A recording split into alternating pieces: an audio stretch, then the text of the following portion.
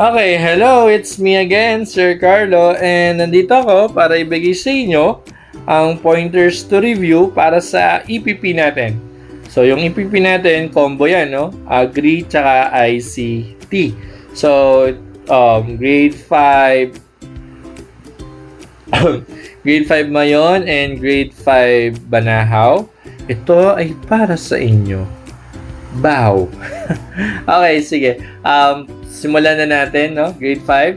So, these are your pointers to review. Magsisimula tayo sa poultry animals, no?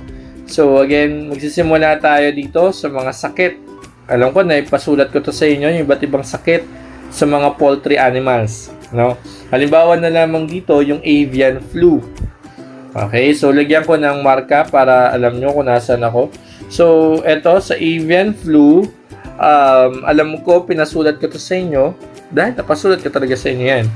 No, ito ay sakit ng poultry animals. So, ang dahilan nito ay yung mga avian influenza o yung type A virus. So, yun. No? So, tandaan nyo, tsaka basahin nyo siya ha, yung avian flu.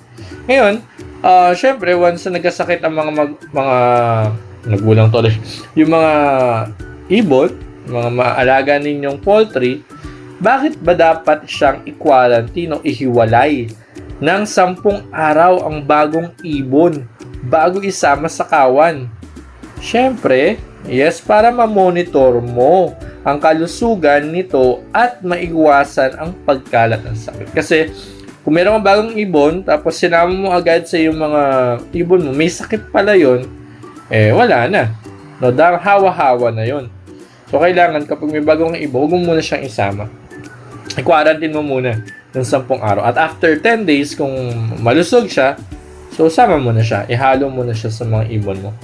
Ito pa, isa pa tong sakit, no? Tinatawag nating, fowl pox or bulutong, no? So, mga langib sa bahaging walang balahibo at namamaga, no? Mga walang balahibo, namamaga ang mata ng manok. Yan. So, fowl pox po yan. Okay? Fowl pox. Next ka na, no? Nakakasunod naman. Okay. Sige. Ito. Pulorosis. Tatandaan niyo po ba yung mga terms na yan? So, pulorosis, may makikita kayo dyang kulay puti. So, nakalaylay ang pakpak ng sisiw at mayroon itong likodong puting dumi. So, dumudumi siya ng kulay puti. Pulorosis na yan. So, kapag ganyan, kailangan ihiwalay mo na agad yan sa ibang ibon para hindi siya makahawa. Okay, ang manok ay bumabahing, umuubo. Kapag yung manok ninyo ay bumabahing, umuubo, tapos may basang ilong at mabagal lumaki, naku, palatandaan yan na mayroon siyang pneumonia. Meron siyang pneumonia kapag ganyan, no? Bumabahing, achong, tapos umuubo, krukru, tapos basa ilong, tapos mabagal yung paglaki, may pneumonia. Pag ganyan, anong gagawin mo?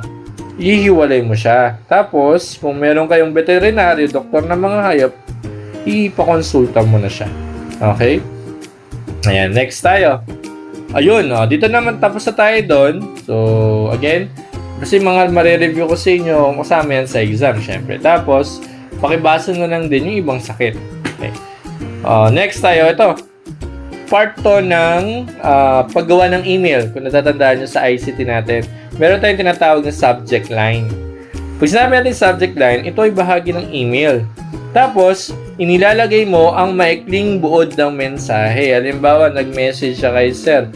Halimbawa, may pinagawa ko sa inyong output or assignment. Lalagay mo doon, takdang aralin sa EPP. Alam ko na kung tukol saan yung email mo. So, pinapasa mo yung iyong assignment. So, subject line yan, ha?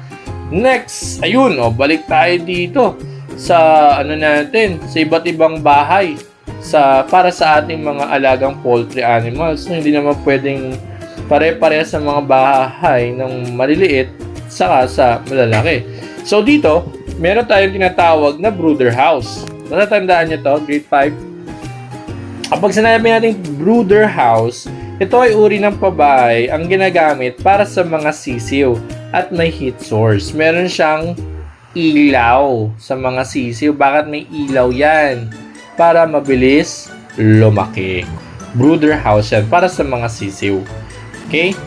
Brooder. Okay, next tayo. Ayan. Bakit mas mabuting ipagbili agad ang mga itlog ng itik at pugo? O, bakit daw kailangan daw ipagbili agad yung mga itlog ng itik at pugo habang sariwa pa? Siyempre, kailangan panatili natin yung kalidad at kaligtasan para sa mamimili. Kasi kapag sobra na yung tagal ng araw ng itlog, di ba minsan hindi na siya yung talagang itlog, no? Kasi may nabubuo na sa loob or nabubugok yung itlog. Okay? Ito, balik tayo sa ICT, no? Tatandaan niyo ibig sabihin ng BCC, grade 5? Yung nakakaalala ba sa inyo? Diba? Pag sinabi natin BCC, blind carbon copy. No? So, sa blind carbon copy na yan, ito ay para maitago sa ibang tatanggap ang mga email address na nasa BCC. So, yung mga email address na makakatanggap, syempre, safe yung kanilang email address. Hindi makikita. Kaya nga tinawag na blind carbon copy. BCC. Yan. Sa naman, balik ulit tayo dito. Ang egg sorter. Yan. Pag sinabi natin egg sorter, ito yung makina na ginagamit upang isort at i-grade ang mga itlog. Sa egg sorter, pinaghihiwalay dyan yung small. No? Tapos, pinaghihiwalay yung small sa large. No? Kaya pansinin niyo may mga iba't ibang sukat sa mga itlog. May malaki, may maliit. No? Hindi sila halo-halo. So, ang ginagamit dyan, may makina na ginagamit para malaman yung laki at yung quality ng itlog. Tawag dyan, egg sorter. No? Akala nyo kailangan may grade. Meron ding grade ang mga itlog. No? Ang pinakamataas na grade sa mga itlog, kung sa inyo ang pinakamataas ay 100, sa mga itlog naman ang pinakamataas ay AA. No? Ang grade AA ang pinakamataas na grado ng itlog. Okay, next tayo. Ayan. Bakit nga ba mahalaga? Bakit mahalaga ang sorting at grading ng mga itlog? Sa tingin nyo bakit? Okay. Siyempre, para maihiwalay ayon sa laki. Para diba, maliit to. Kaso sasama sa malaki, hindi. Kailangan sama-samang malalaki, sama-sama ang maliliit. Tapos, yung mga maliliit, siyempre, iba ang presyo sa mga malalaking itlog. At kalidad at maiwasang maibenta ang sirang itlog. May basag na itlog. No? Tapos meron palang bugok na itlog. Siyempre, hindi natin pwedeng isama yun. No? Ihiwalay agad. Dito, balik tayo ngayon sa email ulit. Okay. So, ano ang layunin ng two-factor authentication? Ito. Ano ang layunin ng two-factor authentication, two-factor authentication, or 2FA sa email? Para ano yan Halimbawa, di ba, pag maglalagin kayo sa Facebook, hindi agad-agad kayong makakapasok sa account ninyo. Mayroong, halimbawa, may mag-text sa inyo, tapos, or may magsasend sa email sa inyo, tapos nakalagay, this is to confirm that you are logged into. Tapos, may ka doon. Yes, it was me. No, it wasn't me. Pipili ka doon. That is two-factor authentication. Magdadagdag ng code na kailangan bago makapag-login upang maprotekta na account. Di ba kapag mag-open ka ng ibang account sa phone, may magte-text sa'yo. Tapos, this is your code. Input your code, your PIN code for authentication. Tapos ilalagay mo yung code mo. Tapos, papasok ka na sa Facebook mo. No? Ang purpose nun is for your security. Kung ikaw ba talaga yung gumagamit ng account na yun. Okay? Naintindihan? Okay, next tayo. Meron tayo, ito yung kung ang sa itlog, grade AA ang pinakamataas, meron namang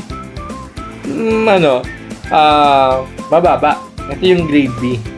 Sa grade B, ito yung itlog na hindi basag, ngunit bahagyang may mancha, abnormal ang hugis, at matubig ang puti.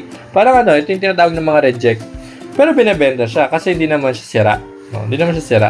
May mga konting basag lang. Pero, syempre, hindi siya katulad ng grade AA na mas paresyong presyo. Mas mura to. No? Mas mura. Sa grade BB. Okay? Next tayo. Ito yung grade B, no? Next tayo. Ayan. Meron din tayong tinatawag na tingian sa pagbebenta. Sa pagbebenta ng tingian, nabebenta mo ang produkto ng paisa-isa. Halimbawa, bibili ka itlog, kung wala ka naman budget, di mo na mabibili yung isang tray. Bibili ka lang ng per peraso. Halimbawa, pagbilan nga po ng 2 itlog, 3 itlog, 1 itlog, no, ng kakaunting bilang. Ang tawag doon sa paraan ng pagbebenta is tingian. Okay? Next tayo. Ito. Siyempre, kapag may negosyo ka, kailangan magaling ka sa math. No? Hindi pwedeng hindi ka magaling sa math kasi malulugi ka. Mahirapan ka mag-compute, no? Okay, halimbawa, bibigyan ko kayo ng sitwasyon dito. Nagbenta si Rosa ng 30 pieces na itlog. Bawat isang halaga 10 piso. O halimbawa, nabenta mo yung 30 pieces na yon, magkano ang kabuang pinagbilhan? A, 30 pesos, B, 40 pesos, C, 300, D, 3,000. 1, 5, 4, 3, 2, 1. Correct answer is, very good, letter C, 300. Basic math, 30 times 10, 300 pesos. No? Next. Ito. Bigyan ko pa isang sitwasyon. Ito, kayang-kaya nyo to. Ang kabuang pinagbilhan ay 900 pesos. At ang kabuang gastos mo ay 650 pesos. Nabenta mo na 900 pesos. Kaso, dun sa produkto mo, ang nagastos mo, 650 pesos. Magkano yung tubo mo? Magkano yung tinubo? Magkano yung kinita mo? A, 250. A, 250 pesos. B, 350. C, 650. Or D, 1,550. 5, 4, 3, 2, 1. The correct answer is...